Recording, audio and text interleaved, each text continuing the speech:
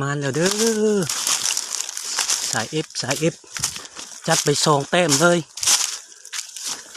จัดไป2 แต้มเลยเนาะสายเอฟ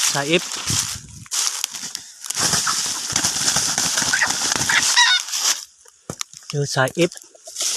จัดไป2 แต้มเลย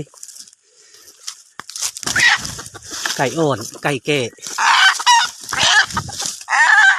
จัดถือคืนทางอีกตัวหนึ่งถือคืนตีอีกตัวหนึ่ง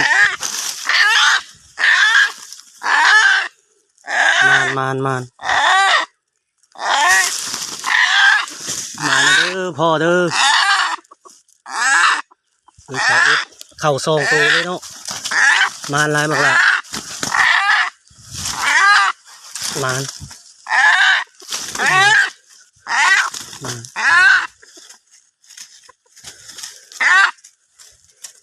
ดูสายเอฟเจอสายเอฟF3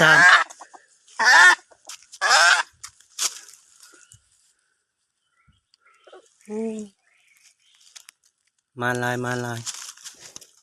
งาม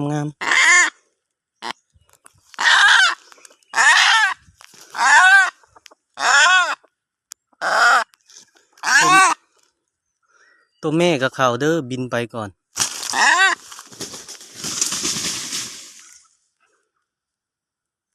จากน้ำเจ้าเม่นถึกแล้วเด้อ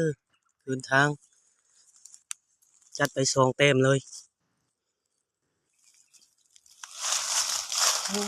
กดมดมานแล้วสั่งมแล้วเด้อเสียดายบ่ได้อัดคลิปอัดตอนถึกเรา